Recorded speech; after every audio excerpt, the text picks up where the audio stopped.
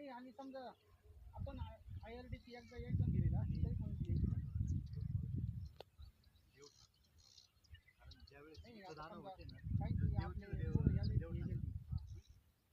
काही वेगवेगळ्या कंपनीचे त्यांची परीक्षा एकदा झालेली तरी पण द्यायची का? तिथं एक देवीचं पुरातन मंदिर आहे, त्यांना विचारून घे ना एकदा.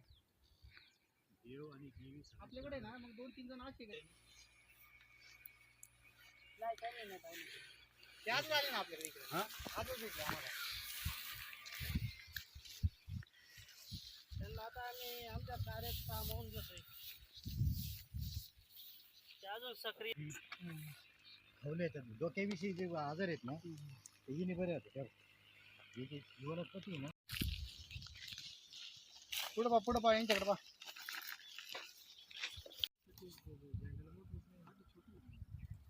नमस्कार, मी संगमनेरी या यूट्यूब चॅनलवरती आपलं स्वागत आहे.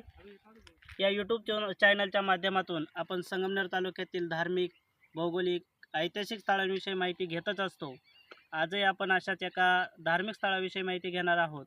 त्यापूर्वी मी संगमनेरी या यूट्यूब चॅनलला आपण सबस्क्राईब केलं नसेल तर सबस्क्राईब करा, लाईक करा, बेल आयकॉन दाबा आणि शेअर करायला विसरू नका. आज आपण आलो आहोत संगमनेर येथील कोंचीमांचे या ठिकाणी.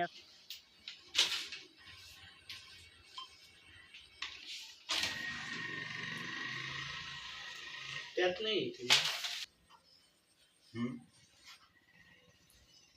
त्यात नाही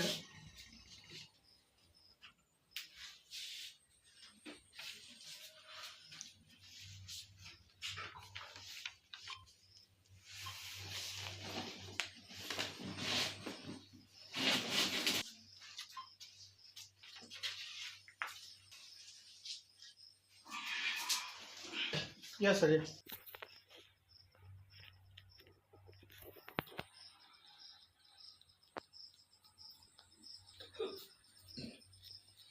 तुमचं सायलेंट करा.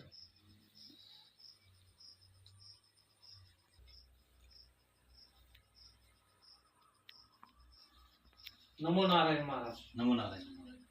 आता आपण या ठिकाणी आलो. या ठिकाणाचा ऍड्रेस काय आहे, म्हणजे याचा माहिती काय आहे, हे नक्की कसलं ठिकाण आहे? हे जे ठिकाण आहे हे कोंची गावामध्ये येते, संगमनेर तालुक्यामध्ये. अच्छा. ज्या वेळेस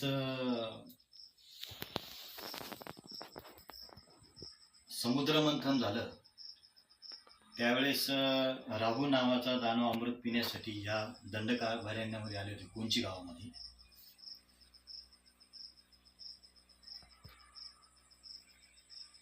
तर या ठिकाणी अमृतकुंड आहे. अमृतकुंड आहे. हे जे अमृतकुंड आहे हे कधीपासून हे उदयास आलं? हे 2011 साली मी इथं आश्रम टाकला. त्यावेळेस इथं ज्यावेळेस मी महादेवाची पिंडीची स्थापना केली आणि या ठिकाणी जल प्रवाहित झालं तेव्हापासून इथं अमृतकुंड म्हणून त्याचा उल्लेख झाला. राहू आणि केतू मंदिराची या ठिकाणी निर्मिती करायची. ह्या भूमीवर आल्यानंतर ज्याच्या पत्रिकेमध्ये राहूची महादशा आहे, ज्याला पितृदोष आहे, तो निवारण करण्याचं कार्य या ठिकाणी चालू असतं. त्याचं कारण असं आहे, राहू नावाचा दानव हा महादेवाचे परम भक्त होते.